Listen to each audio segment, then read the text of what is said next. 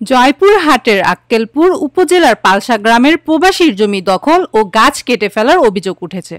ভুক্তভোগী এখন প্রশাসনের হস্তক্ষেপ কামনা করছেন। এই ঘটনায় স্থানীয়রা উদ্বেগ প্রকাশ করেছেন। স্থানীয় পুলিশ প্রশাসন দ্রুত এই বিষয়ে পদক্ষেপ নেবেন বলে আশ্বাস দিয়েছেন। জয়পুরহাট থেকে মোহাম্মদ মাফিজুল ইসলামের প্রতিবেদনে দেখুন বিস্তারিত। আপনি কি প্রবাসে গিয়ে স্বাবলম্বী হতে চান? পূর্বে বুকিংকৃত বিমানের টিকিট পরিবর্তন করতে চান, অথবা ট্যুরিস্ট ভিসার মাধ্যমে এই সুন্দর পৃথিবী ঘুরে দেখার স্বপ্ন দেখছেন? আপনার স্বপ্নকে বাস্তবায়ন করতে A to Z travels and tours আছে আপনার সাথে। ভুক্তভোগী মৃত আফসার মণ্ডলের ছেলে ওয়াসেক একজন রেমিটেন্স যোদ্ধা, বর্তমানে বিদেশে কর্মরত। স্বামীর পৈতৃক জমি 12 শতকে দীর্ঘদিন ধরে ফসল ফলিয়ে আসছিলেন। গত 7 মে বিকেলে ওয়াসেকের সহোদর বড় ভাই ওয়াজেদ ও বোন ফেন্সি আক্তার সহ অজ্ঞাত কয়েকজন ব্যক্তি জোরপূর্বক জমিতে ঢুকে প্রায় 70টি কলা গাছ ও 20টি লেবু গাছ ও অন্যান্য গাছ কেটে ফেলে। বেশিরভাগ কলা গাছের গোড়ায় কলার গাদিও ছিল, এমন অভিযোগ এনে প্রবাসীর স্ত্রী বেবি নাজনীন জানান, আমার স্বামী প্রবাসে থাকে, এটা আমার শ্বশুরের জমি, আমরা চাষ করে খাই 9-10 বছর থেকে। তে হঠাৎ করে আমার ভাসুর ওয়াজেদ উনি আসে দাবি করে এই জমিটা ওর। তে আমি মনে করেন যে এই জমি চাষ করেছি, এটা আমরা ফসল লাগাবো, উনি লাগাতে দিবে না বলে উনি হাসা দাউলি আসে আমার এই কলার গাছগুলা সবগুলা কেটে ফেলে দিছে। ওর দাবি এই জমিটা উনি নিবে। ও আমাদের দলিল দেখায় না, শুধু বলে যে এই জমি ওরই। না হলে তো 50-60টা গাছ কাটিছে।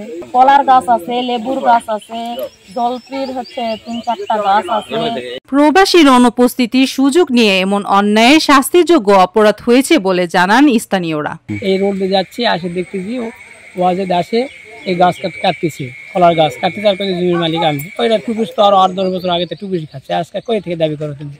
এই দাবি বলে হাসা দাওয়া আনে এই গাছগুলা কাটিছে। হয়েছে আর কলা এগুলা ধরা কলা মনে করেন যে কাটে নষ্ট করে দিছে। 2-4 দিনের ভিতরে কলাগুলা বাজারজাত করা যেত। এই বিচার সালিশের মাধ্যমে যদি কোনো একটা সমাধানে আসতো তা হতো, কিন্তু কলাটা কাটে সে বিশাল অন্যায় করছে। কিনেছি ওয়াজেদের ভাই জমি কিনেছি, ওয়াজেদ আমার দাম দর সব ঠিকঠাক করে দিয়ে ওয়াজেদ আমার উপর কেস করেছে।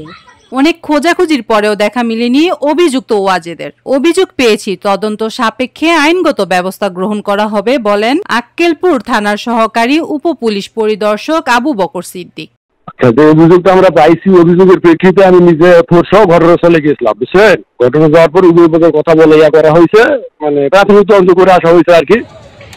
তোর আশা করে এখানে আসা পড়া মানে আইনগত ব্যবস্থা আছে আর কি, প্রক্রিয়াধীন আছে। দেশের জন্য রেমিটেন্স পাঠানো এক প্রবাসী যাদের ঘাম ঝরানোর টাকায় দেশের চাকা ঘোরে, তাদের পরিবারকে সর্বোচ্চ আইনি সহায়তা প্রদানের দাবি সুধীজনদের। 26 টেলিভিশন, মাতৃভূমির বন্ধনে।